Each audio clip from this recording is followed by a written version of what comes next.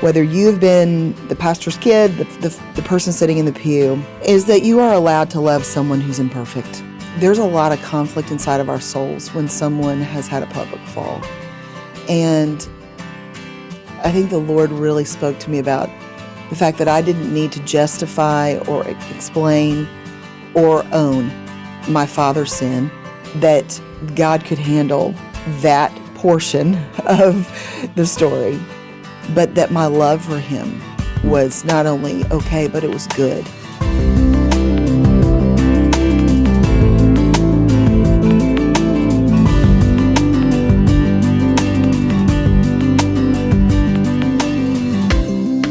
Today's episode, we are talking about how to lose a pastor in 10 years. It was an article written by Lisa Whittle that caught our attention because it speaks to the fallen heroes. I was thinking about the Wizard of Oz the other day. Okay. Do you know, like, the part of the story that's so relatable is they go down the yellow brick road. They can't wait to meet the Wizard of Oz. And then they find out that he's this little old man. Little tiny guy. And it's so deflating. Like, I thought he was big and powerful, but it turns out he's just a normal, average guy. Mm-hmm. That's the feeling when somebody who you think is a spiritual hero turns out to be a very normal guy. Well, Steve Cuss would say they're human-sized. Right. Just human-sized person leading a church. And what pastors' wives know is that their husband is a very normal guy. They see him throwing his clothes in the corner of the closet. Or worse. Or worse. But the church only sees him elevated on the platform with the lights on him and the PowerPoint and all of the flashy stuff. Yeah. Why this episode matters? I think there are a lot of people in ministry who feel like I live this double life, that there's the part that people see of me, and then there's the part that I really am, and it's hard to juggle those two. Well, what she talks about at the end is the difference between privacy and secrecy. I loved that part. So, I mean, what you're saying here is that exactly.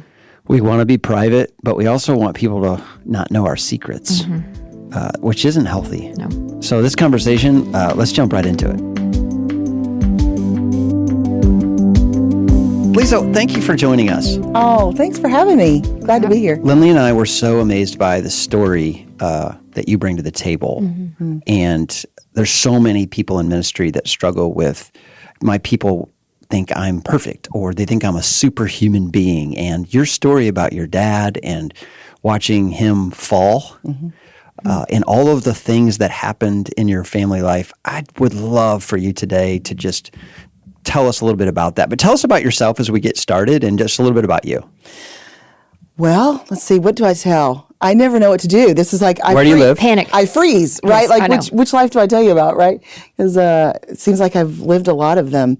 Live in Charlotte, North Carolina. Been married for almost 28 years. Have 3 kids. They're, goodness, grown at this point. 25, 22, 20. And youngest is at Baylor. And miss her terribly. 2 boys and a girl, and we have a new puppy. I don't even know what we were thinking. Oh, man. You were thinking it's a good idea. We were thinking it was a good awesome. idea. Now we feel like we are back to having a toddler. Yeah. And that is a whole thing. So, yeah. But enjoying life, and written some books and speaking, podcasting, and run a couple ministries. So it's a full life. You have a new book coming out right now, don't you? I just released a book, and I have a Bible study that'll be out in, I think, a couple weeks. Okay. Yeah. Tell us about it just real quick. God knows when your worries and whys need more than temporary relief, because we are all looking for relief. We're all in pain, and we're all worried. And so just conversations people were having, and my own worries and whys. And so I did a 5-year study on the omniscience of God, which was an interesting 5 years. Yes, really. Did a deep dive. And it was one of those things that I needed for my own heart, to go from sort of the big idea of God's omniscience and does God know, and what does that mean for me? And so, I did that, and that's been a journey. So.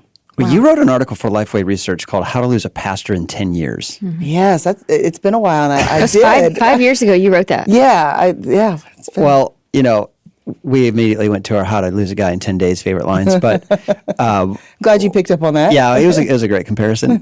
We just thought the title was very catchy because there are so many stories now of people who were once heroes who have fallen from that heroic status. Ben Rector has a song called "Heroes," and he talks about swapping out old heroes, and I wish that they could stay. I think all of us resonate with that song. We can think about people that we once looked up to, but that have really fallen from the place where they once were. And I know that's been part of your story with your dad. And Lindley and I just kind of wanted to hear the backstory of what happened. Yeah. Well, the word hero resonates with me because my dad was my hero. So in a very small nutshell, my father had started a side business, even as a mega church pastor. What was a mega church pastor in the 80s? A little bit different than today, but still pastoring a large church, juggling all that comes with that and the responsibilities there. And was trying to pay for kids' college. And so he was also really interested in deer hunting. He'd always been interested in that. And so he had started this side business where he would buy and sell deer antlers. It's kind of an obscure business to some people, but it's like rare art. And so he would do that. And he actually had bought a set of deer antlers in another state. And when he crossed over state lines, he broke a federal law and didn't know the law. But actually, if he had bought and done the deal properly, would have been fine. But he didn't buy the proper tag, and so that started an investigation with the Wildlife Commission. I don't remember the formal name, but it started an investigation of him. And I remember as a young woman coming home, I talk about this in a book, but I came home and I saw my father and my mother and an agent in wearing all khaki sitting at our dinner table. And I didn't understand it, but I remember seeing my father's face. And my father was usually a man who had great command over people and situations, and his face was fallen. And I knew at that moment that our life would change in this very instinctual, intuitive way. And I think that's what happens to pastors' kids. You sense things very early. And I knew something was going on, but didn't know what it was. And that created a lot of sort of chaos in our family, crisis in our family that I took on in some ways in my life and in my spirit. And then after a series of events, they actually involved the IRS, who then began investigating my father. And eventually he was found guilty for understating his taxes. And it created a great media circus in our city. And he was all over the local news and eventually had to resign the church. And it was painful on a very great level. Yeah.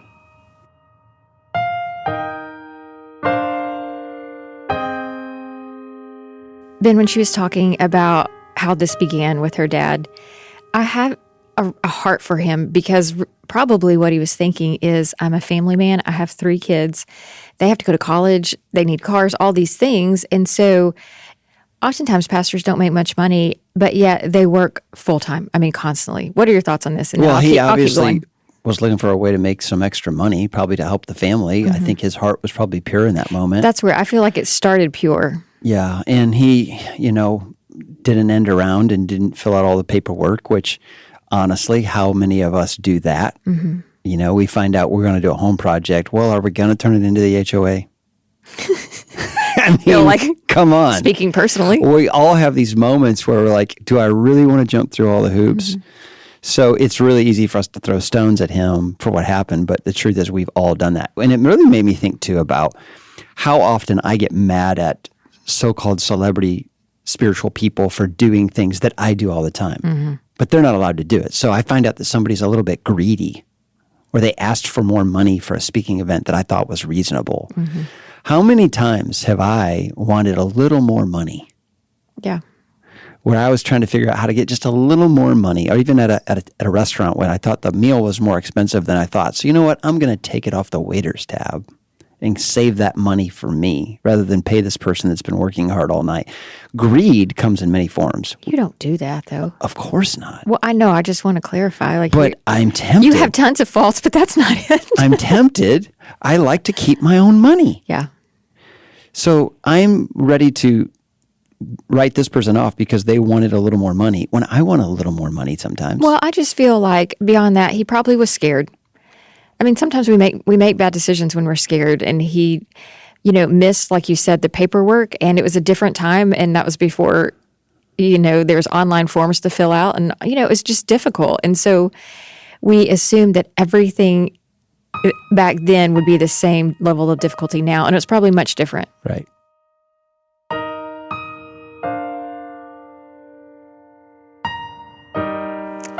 So the article you wrote is really about how to avoid putting your pastor on a pedestal. Right. Mm-hmm. And we would love to just talk about that. Like, how do you do that? Lindley, when we were looking through the points yesterday, I know that we were both like, wow, these are really, really good, but also very hard to live out. Right. So like your first one was don't be impressed by him. Stop being impressed. Yeah. How do you do that? Well, I think to remember that we are all human. And I'll just be honest, Ben, it is tough.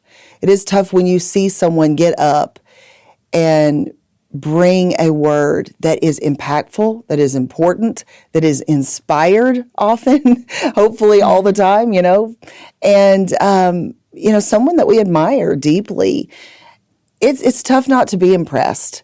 It's also, let's just note, on a very practical level, they are in a place that is elevated. They are up. I mean, there's some psychology here. Yeah. I'm a psychology student, so I see, and we see people that are in an elevated state. There's a stage involved. There are lights. Mm-hmm. There's some aesthetics there. Let's just be honest about that.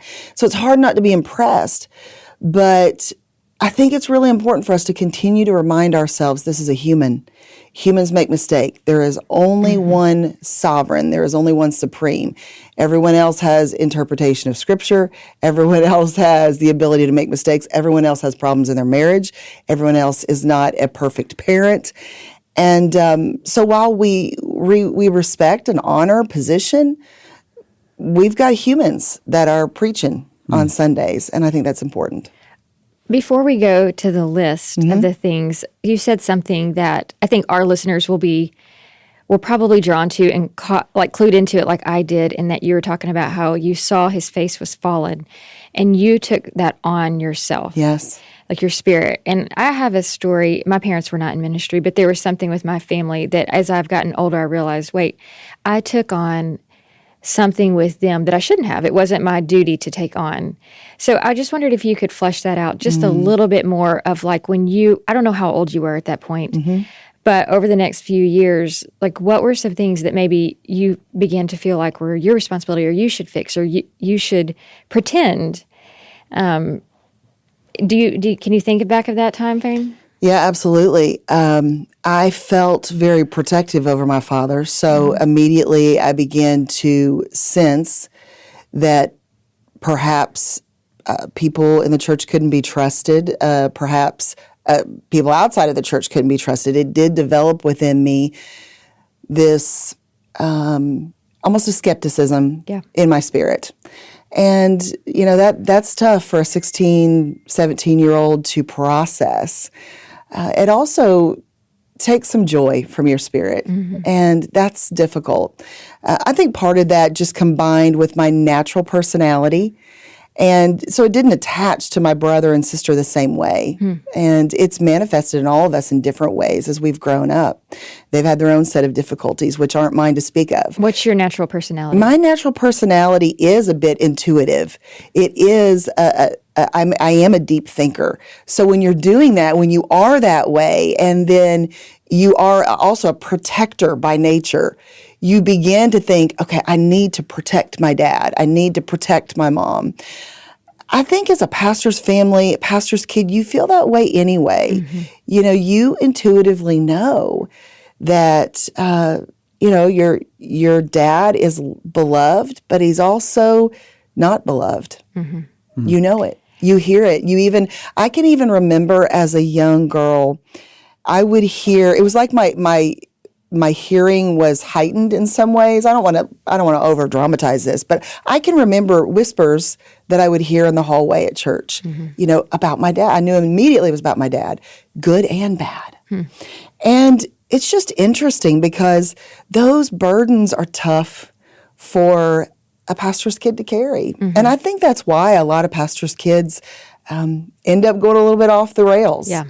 And I think pastors' families, the pastor and the pastor's wife, because I've spoken to my mom, carry so much responsibility of what can I do and where did I go wrong. And I think some of it is just what it is. It is just what happens. And you get Satan in there who wants to just wreak havoc, and those kinds of things just are combustible. Did any of you or your siblings go off the rails? Can you speak of that or no? I will say that we all had difficulties in different ways. And for me, I'll speak about me. Okay. For me, I had a real crisis of my own. I would say I was going to say I had a crisis of faith, but that's not really true. I always knew in this deep place, and I want to encourage some pastors' families out there. I always knew in a very deep place that God was real. I always loved God deeply. I mean, from the time I was 6 years old, I developed a relationship with Him that was real. It was. And so He alone was what I clung to. What I had a more difficult time with was church people and myself. I began to really not know if church people could really love me. And I also began to question if people who took the stage could be real. And I'll tell you how it really manifested for me, Lindley, was it made me run from my own call for a very long time. And so I knew that God was calling me to speak and to write and to honestly preach the gospel. I knew He was, but I didn't want to do it because I was terrified. I was terrified that I was going to have the same legacy as my father. And that's hard to reconcile. And so for a long time I ran from that. So God had to really do a work in me. Because when you've watched someone fall, when you've watched someone crash and burn in front of you,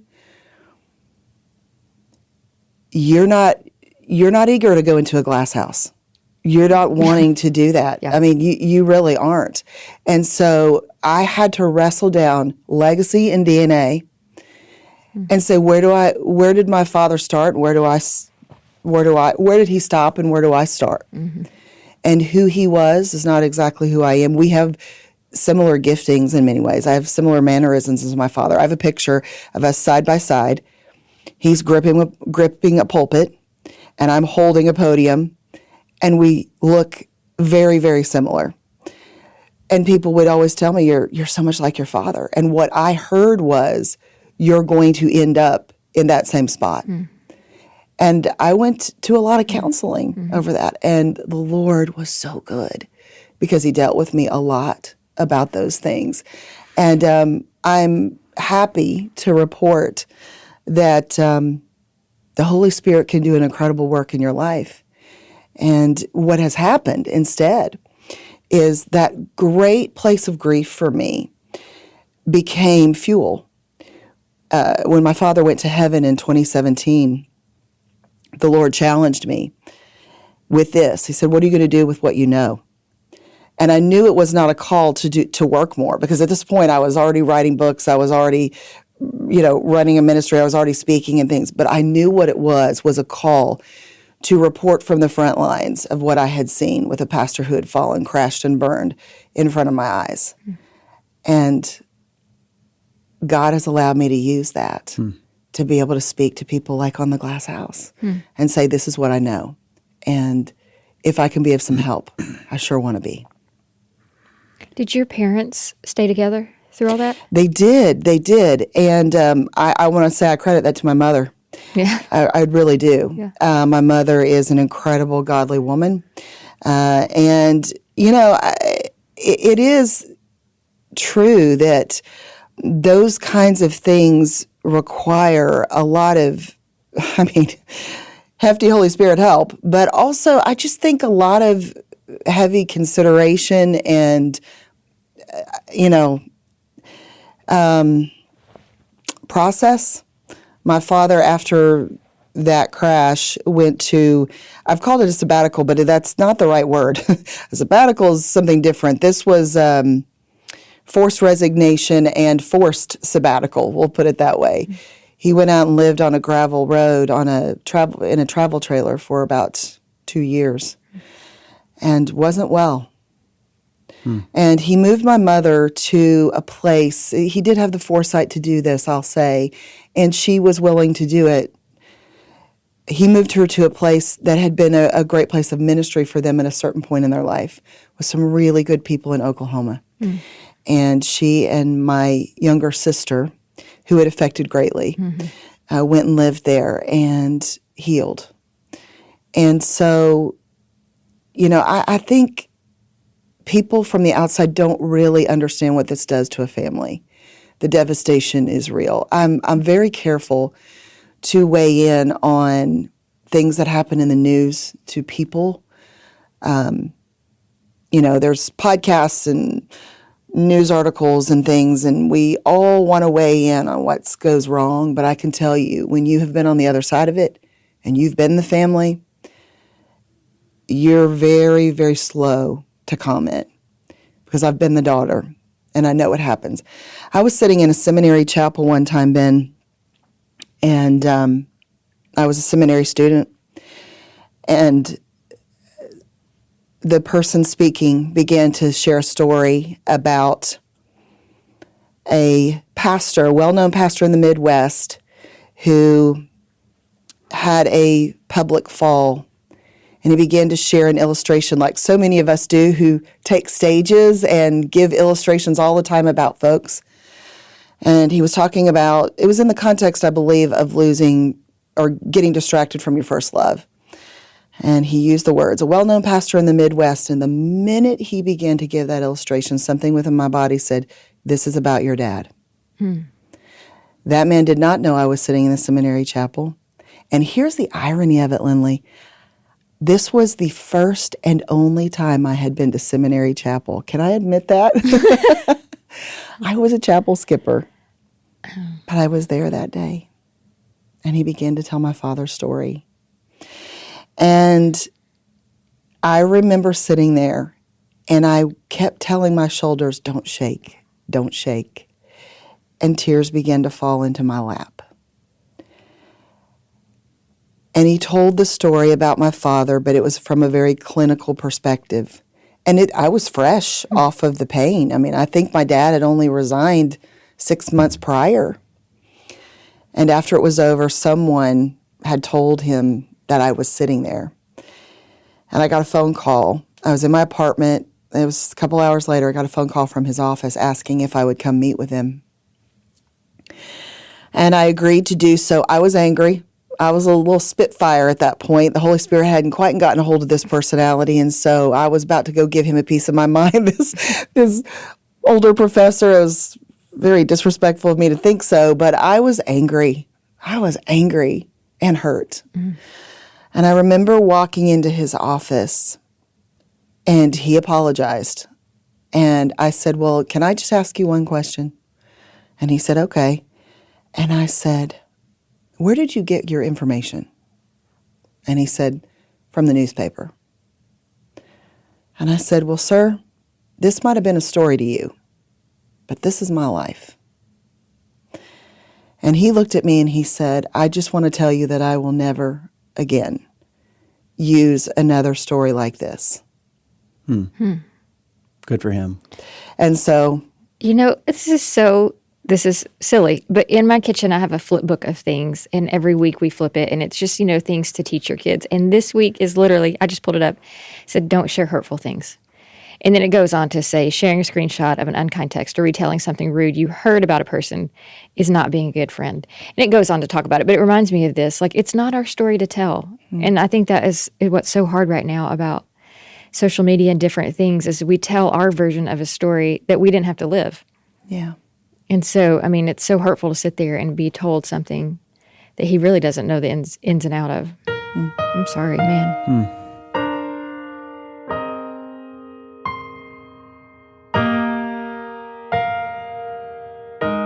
I want to stop and talk about this newspaper thing. I was a victim of this. There was a big report that came out about things in Southern Baptist life, and some things were printed about me that I thought were so one-sided. It felt like what was being reported was partially true, but only one piece of the whole story.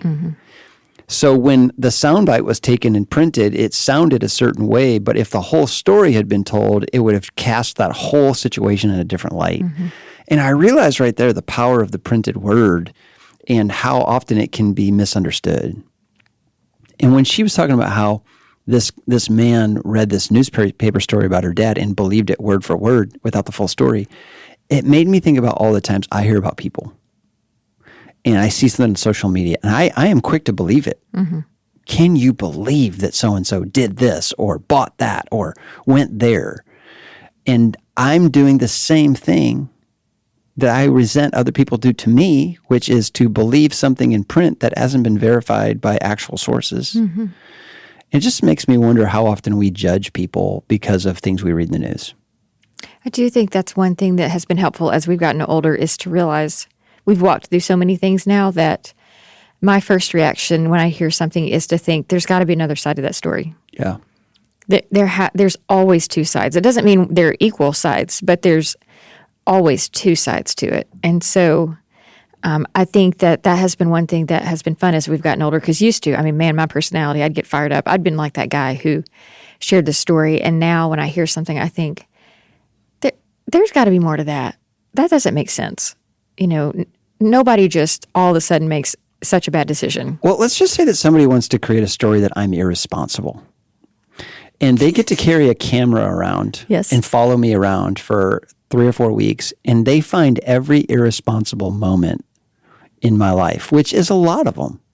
You know, I left, my keys in my car overnight outside, and they catch it on camera. You can build a story that looks very credible of like, look how irresponsible this guy is based on your bias. And the media often creates these stories about people that are exaggerated or they're caricatures of what really happened. It's basically the point of the media. And this is why people are scared to go into ministry. Yeah. Am I going to be that person, like Lisa was feeling, that one day they're going to find out something about me and make it into a story, and the rest of my life will be ruined? There really is a fear in ministry that something about my humanity will be exposed and exploited. That's tough. It's sad because, I mean, who doesn't have their stuff? Yeah.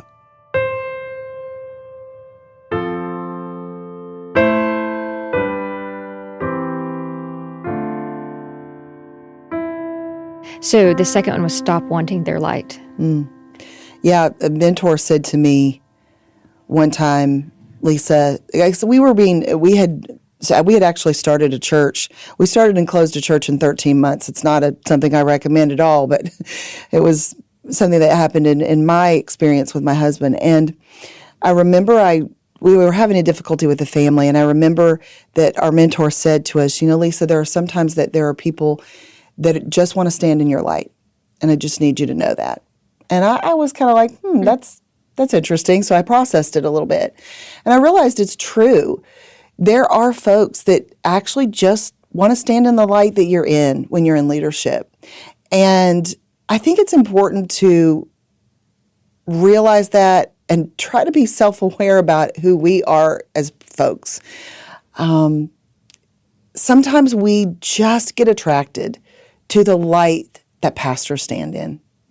And I think it's important, in order not to treat pastors in a certain way that honestly they can't live up to, that is so much pressure, is not wanting to stand in that light that they're in and being upset when that light is withheld from us in a certain way, or we can't get into the light for whatever reason. And so I think that's a part of this whole aspect of the crash and burn. Yeah. Okay, so number 3 would be stop ditching them the moment they disappoint you. So tell us about that. Yeah, this one's tender for me because, I feel like we are so quick to want to be in that light, want to stand in the light, want to be around the pastor that we love.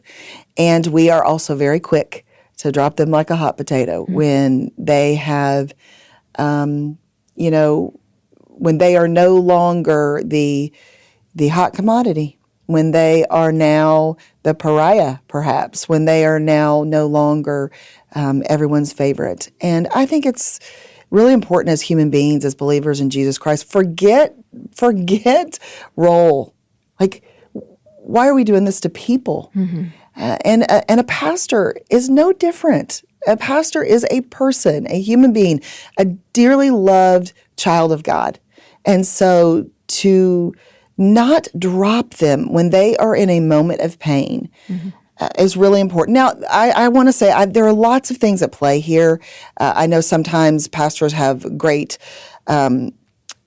influence over folks. They have sometimes a hold on someone in some way. So I'm not talking about the toxic relationship you might have with a pastor where that was something that you need to perhaps break from, have a boundary with. None of those things am I referring to. I'm just talking about on a human level, dropping someone is not what we need to be doing. Yeah. I have a story about this. I told Lindley, there was this preacher in my 20s that I really looked up to. He just had a command in the pulpit. He was very practical, but also very biblical.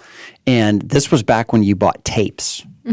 So I remember I had this fold-out tape set that had like 10 different tapes of his, this whole series he did. And I listened to him all the time. And then he had a moral failure and had a relationship with his secretary. And it was just a sad, sad ending. And I ended up throwing those tapes away. And I look back on that now and I think, everything he said in those tapes is just as true today as before I discovered the information about him. That's right. And it was hard for me in that season of my life to separate the two, what is being preached from the preacher. But with time, I regret throwing those tapes out because they were really good messages. Yeah. And that's the thing about being a preacher is that you are every Sunday delivering a perfect word, even though you're coming out of such an imperfect shell. That's right. So it's just really healthy, I think, when churches recognize that he's a very gifted teacher or preacher, and we're grateful for the gifts that God's given him. But at the same time, he has all his own stuff, just like we do. I remember my father when he had his very public fall. So many of even his pastor buddies in the city wouldn't return his calls, didn't want to have anything to do with him. And, you got to remember that this was early 90s. The tone was a little bit different. It was a little more stringent as far as, there weren't things like, there really weren't even things like sabbaticals. There weren't really even things like, networks. It wasn't the same day, right? There wasn't a lot of that. And so, but a lot of these buddies, they now didn't want to have anything to do with him. And so it was double wounding, right? And one of the things that made a huge difference with my father, and I'll never forget it, he was struggling. I knew it. And he called me and said that a young pastor, and I love that it was a younger pastor, this younger pastor that had actually, my father had this pastorate, had left there years before, and it was this younger pastor that now was the pastor of this church that my dad was a former pastor of, had called him and asked him to lunch. And he was in a completely different state, but he had driven to meet my father from 3 states over, I think, and asked him to go to lunch and told him that he loved him and given him a couple books to read. And the fact that this young man had reached out to my father meant everything to my dad.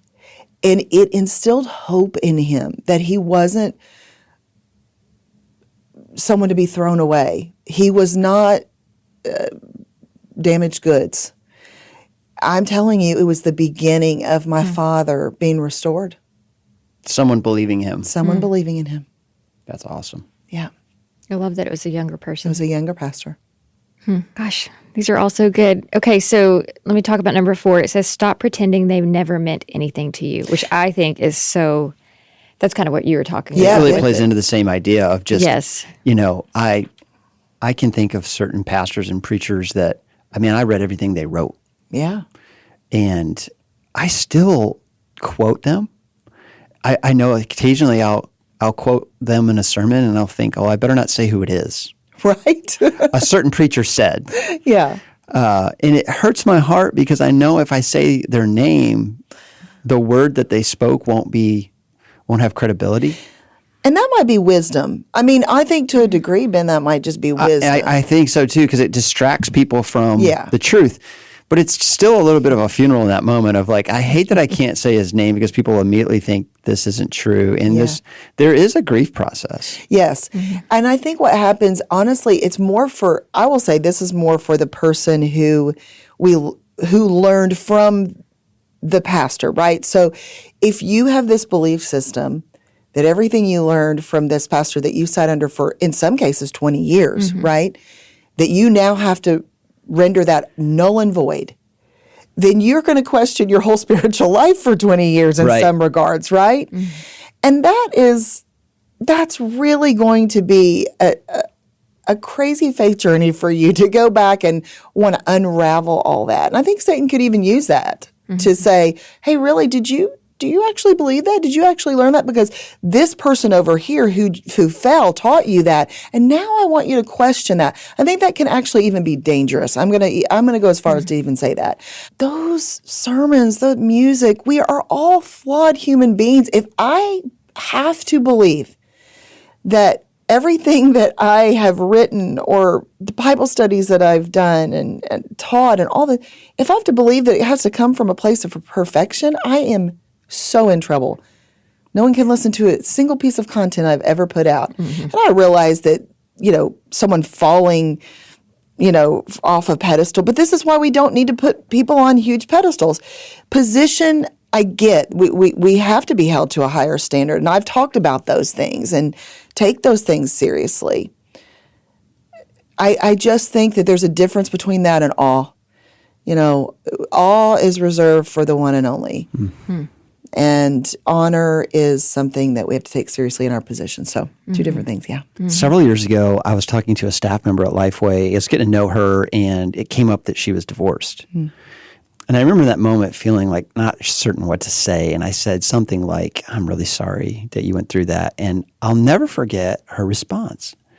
She said, we had some really great years together, which was true.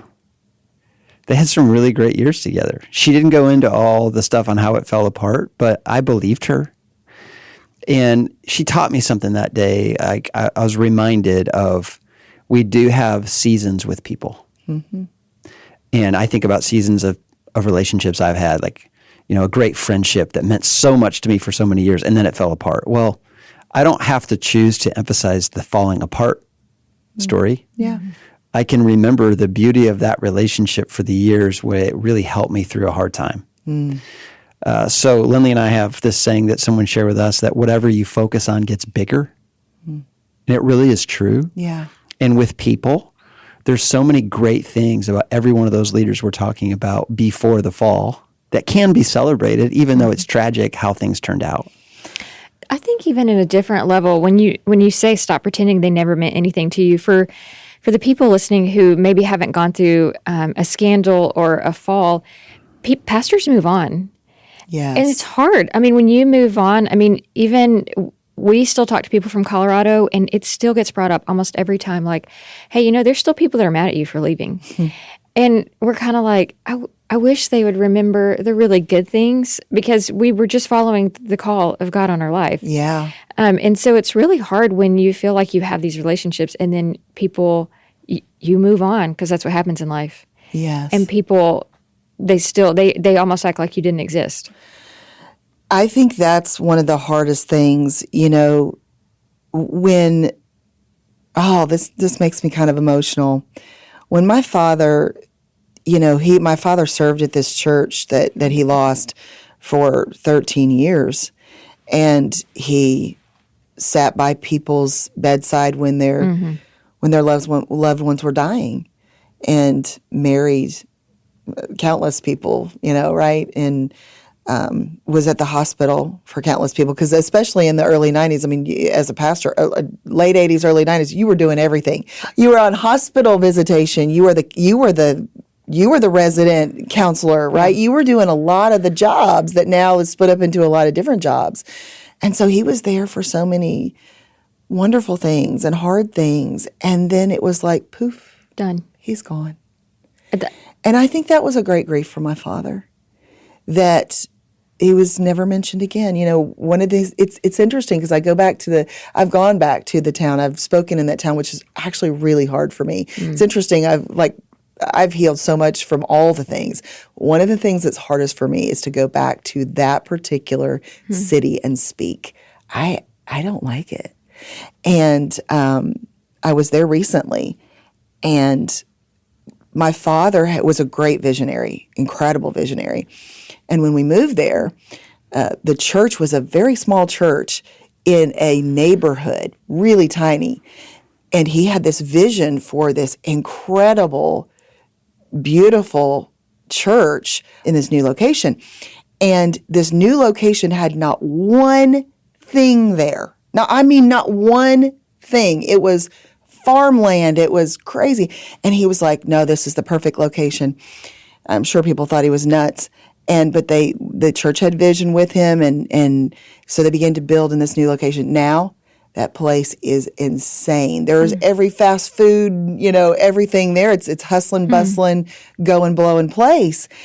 And so, I mean, the things that were accomplished there in 13 years were incredible. And it was like he was there one day and he was gone the next. It was also a great grief for so many people. Right. Because it was like he was not allowed to be mentioned. He was to be never mentioned again, and it was wiped clean. And so that was the thing that people would even say to me, even as I, got to be a little bit older. They would say, I was never allowed to speak of your father again. And so I think that is a very poor way to do things. I'll be honest. And I think it's important to be honest about that. That is not the way to handle folks, not only the pastor, but anyone else. And so one of the things that's been very powerful for me personally, and I just want to say this word to someone listening, whether you've been the pastor's kid, the pastor, the person sitting in the pew, is that you are allowed to love someone who's imperfect. And I think that might sound like a very simple principle, but there's a lot of conflict inside of our souls when someone has had a public fall. And I think the Lord really spoke to me about the fact that I didn't need to justify or explain or own my father's sin, that God could handle that portion of the story, but that my love for him was not only okay, but it was good, that I was to love my father. Yeah. And that I was allowed to have that, and not apologize to anyone else for loving my father, though in an imperfect person.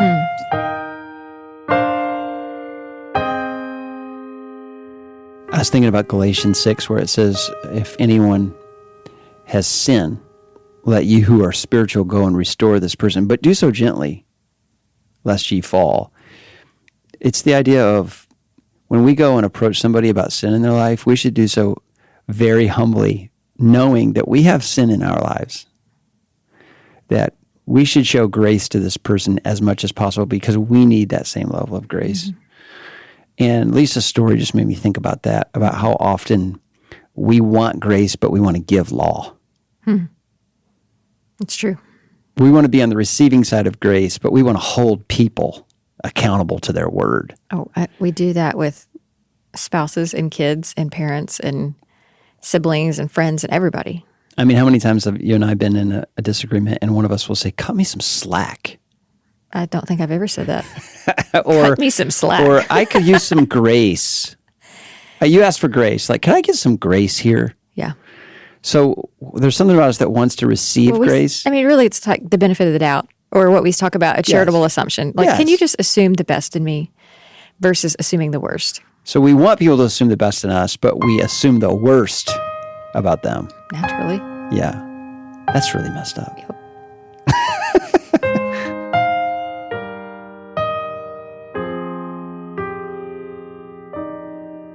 Let's get to the last one just to get us there. It says, stop letting them alter your beliefs about God.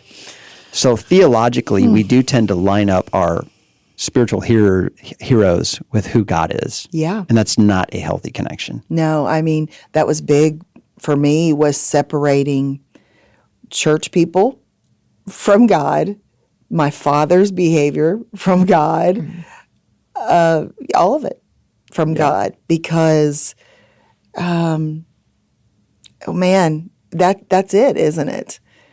I think in some ways, I feel like should we not know that, right? Like We should know that. Even like Yes. scripturally, the Lord makes distinctions to say, Lisa's paraphrase, by the way, I'm not you.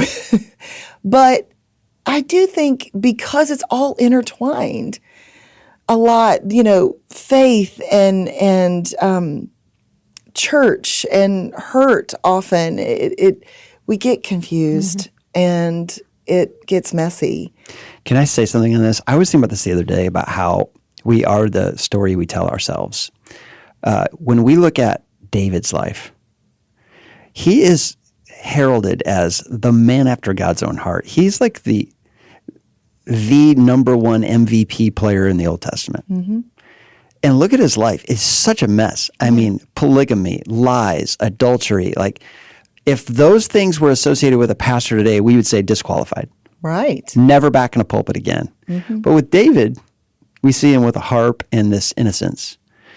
And I'm realizing more and more that like Scripture never really gives us a picture of these spiritual heroes that they finally attained perfection, but instead, it's amazing that God was able to work through them in spite of their flaws. I'm finding more and more that pastors who are real about that, even from the pulpit, Yeah. I think tend to breed a healthier congregation who are transparent in appropriate ways to let the congregation know that they really struggle with sin too.